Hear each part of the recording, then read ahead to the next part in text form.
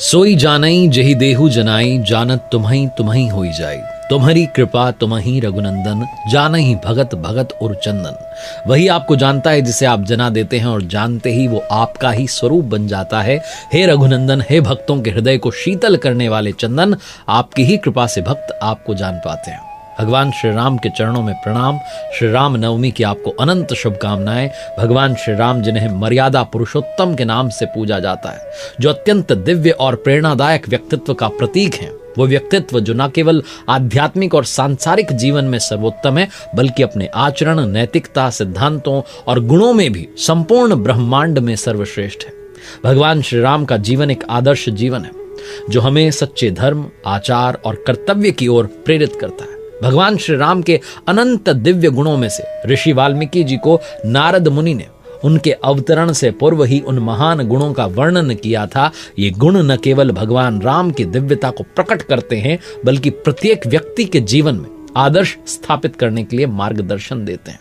भगवान श्री राम के उन 16 गुणों की बात इस वीडियो में करने जा रहा हूं, जिनमें से कुछ गुण भी अगर आपने अपने जीवन में ढाल लिए, अपने जीवन में आचरण में उन्हें लेकर के आ गए, तो आपका जीवन भी सफल हो जाएगा। आइए बात करते हैं 16 दिव्य गुणों की, जो भगवान श्री राम को मर्यादा पुरुषोत्तम बनाते हैं। पहला गुण है गुणवान, सौशील्यम, बिना शर्त सबको स्वीकार्य। भगवान श्री राम की जीवन यात्रा में उन्होंने सभी को समान दृष्टि से देखा। गुह जो कि शिकारियों के नेता थे, सुग्रीव जो कि वानरों के राजा थे, उन्हें भ्राता के रूप में स्वीकारा। भगवान हनुमान जी को अपने परम भक्त के रूप में सम्मानित किया। और इतना ही नहीं, रावण का जो छोटा भाई था विभीषण, उसे भी अपनी शरण में जगह थी। भगवान श्री राम ने सभी के साथ बिना शर्त प्रेम और सम्मान दिखाया। रामायण में भगवान जी का एक गुण स्पष्ट रूप से तब दिखाई देता है जब उन्होंने विभीषण को रावण के शरणागत होते हुए भी अपने यहाँ शरण दी और लंका का राजा पहले ही नियुक्त कर दिया। भगवान श्री राम ने उसे भी अपना भ्राता माना। ये सीखने को मिलता है कि हमें भेदभाव से ऊपर उठकर सभी को समान रूप से स्वीकारना चाहिए। दूसरा गुण है वीर्यवान, दृढ़ और साहसी बनिए। वीर्यवान का अर्थ सिर्फ शारीरिक शक्ति नहीं, बल्कि मानसिक दृढ़ता और साहस भी होता है। भगवान श्री राम में अपार शक्ति थी, लेकिन कभी भी उन्होंने उसका दुरुपयोग नहीं किया। वो अपनी आक्रामकता को संयमित रखते हुए अपने धर्म और सत्य के मार्ग पर चलते थे। भगवान श्री राम में वो साहस, वो दृढ़ता तब दिखाई दी जब उन्होंने शिव धनुष को तोड़ा। ये केवल शारीरिक शक्ति का प्रदर्शन नहीं था, बल्कि मानसिक दृढ़ता और धर्म के प्रति निष्ठा का प्रतीक था। जब रावण ने माता सीता का अपहरण किया, तब राम जी ने बिना किसी भय के रावण से युद्ध करने का निर्णय लिया। ये वीरता थी जो उन्हें महान बनाती है। तीसरा गुण है धर्मज्ञ, धर्म के मार्ग पर अडिग रहिए। भगवान श्री राम ने हमेशा धर्म, सच्चाई और न्याय का पालन का जो है अनुसरण किया। चाहे वनवास हो या रावण का वध हो, वो कभी भी अपने मूल्यों से समझौता नहीं करते थे। इसी कारण वो सशक्त राजा थे। रामायण में जब प्रसंग आता है कि पिता की आज्ञा के कारण वनवास जाना पड़ा, तो बिना किसी विरोध के उन्होंने उसे स्वीकारा, क्योंकि उनका धर्म था। वो हमेशा अपने कर्तव्यों को पहले रखते थे। उन्होंने कभी भी अपने धर्म से समझौता नहीं किया, चाहे परिस्थितियां कैसी भी रही हों। उनका ये गुण हमें अपने जीवन में धर्म के प्रति निष्ठा रखने की प्रेरणा देता है। चौथा गुण है कृतज्ञ, आभार और विनम्रता का भाव लेकर आइए। भगवान श्री राम ने हमेशा अपनी सहायता करने वालों को धन्यवाद दिया। वानरों की मदद के लिए उनका आभार व्यक्त किया। हनुमान जी की निस्वार्थ सेवा के लिए उनका सम्मान किया। रामायण में जब उन्होंने रावण का वध किया और माता सीता को वहां से लेकर आए, तो उन्होंने हनुमान जी का, वानरों का आभार व्यक्त किया। हनुमान जी ने भगवान श्री राम के लिए असंभव कार्य को संभव कर दिया था। उनका यह आभार प्रकट करना बताता है कि हमें दूसरों की मदद को स्वीकारने की, सराहने की भावना रखनी चाहिए। पांचवा गुण है सत्यवान, हमेशा सच्चाई के साथ चलिए। भगवान श्री राम ने कभी झूठ नहीं बोला, सत्य के मार्ग पर अडिग रहे। सत्य बोलेंगे तो आत्मा को शांति मिलेगी, आत्मविश्वास बढ़ेगा। रामायण में जब भगवान श्री राम ने माता सीता को अग्नि परीक्षा में बैठने के लिए कहा, तब ये सत्य के लिए उनका दृढ़ नायक होने का प्रमाण था। उन्होंने हमेशा सत्य को प्राथमिकता दी, चाहे निजी जीवन रहा हो, सार्वजनिक जीवन रहा हो। सत्य के मार्ग पर चलने की वजह से उन्हें विजय मिली मानव जीवन में। छठा जो गुण है वो है दृढ़ प्रतिज्ञ, दृढ़ रहिए। भगवान श्री राम ने वनवास के दौरान हर चुनौती को स्वीकारा, अपने धर्म पर अडिग रहे, कभी भी अपनी राह से नहीं भटके। जब उन्हें पिताजी ने आदेश दिया, तो बिना किसी उन्होंने शिकायत के उसे स्वीकार लिया। यह उनका दृढ़ नायक होना था कि उन्होंने अपनी निजी इच्छाओं को, दुखों को, सबको जो है त्याग दिया और अपने कर्तव्यों को जो है प्राथमिकता दी। ये सिखाता है कि अपने उद्देश्य के प्रति हमेशा अडिग रहिए। सातवां गुण है सदाचारी। भगवान श्री राम जो है हमें सिखाते हैं कि आचरण में उस सच्चाई को लेकर के आइए। उनके शब्द जो सत्य और नैतिक होते थे वही आचरण भी होता था। रामायण में भगवान श्री राम जो अपनी शक्ति और क्षमताओं को विनम्रता से प्रयोग में लाते हैं तो हमें सिखाते हैं कि अपने व्यक्तित्व को इतना आकर्षक रखिए कि आपका चारित्रिक बल ही आपको महान बना दे। अपने चरित्र को इस तरह से मजबूती दीजिए कि लोग आपसे प्रेरित हों।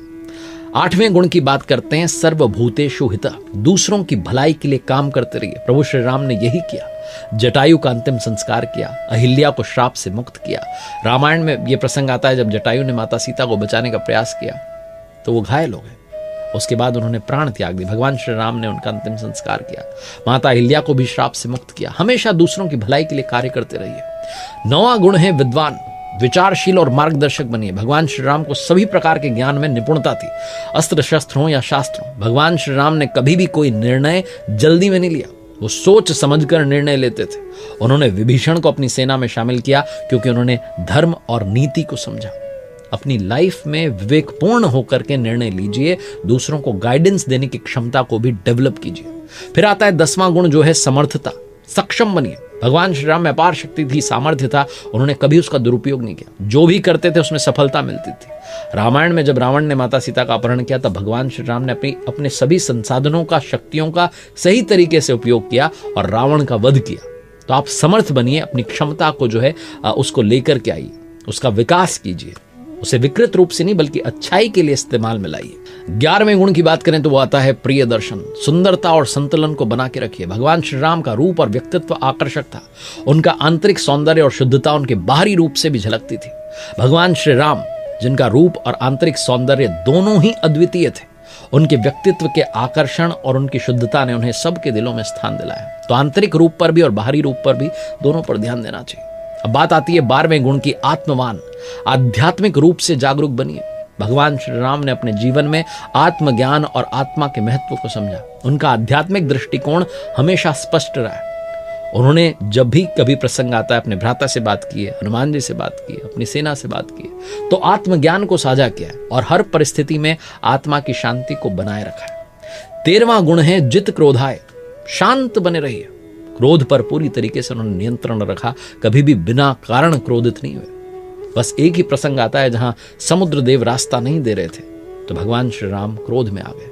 उसके बाद जब रावण से युद्ध करना था तो उन्होंने क्रोध को संयमित रखा, सभी परिस्थितियों का सही समाधान निकाला, क्रोध को अपने ऊपर हावी नहीं होने दिया, विवेकपूर्ण ढंग से सारे निर्णय लिए और रावण का वध कर दिया। 14वें गुण की बात करें वो है कांतिमान, तेजस्वी बनिए। तेज भगवान श्री राम के उनके चेहरे पर स्पष्ट था, उनका व्यक्तित्व और आभा सभी को आकर्षित करती थी। पूरी यात्रा में जो है उनकी वो आभा और तेज दिखा। जब उन्होंने रावण से युद्ध किया तब भी और अयोध्या में राजसी प्रवेश किया तब भी ये तेज बनाए रखिए, अपने व्यक्तित्व को विकसित करते चलिए। 15वां गुण है निर्मल, ईर्ष्या से मुक्त रहिए। भगवान श्री राम कहते हैं निर्मल मन जन सो मोहि पावा, मोहि कपट छल छिद्र न भावा।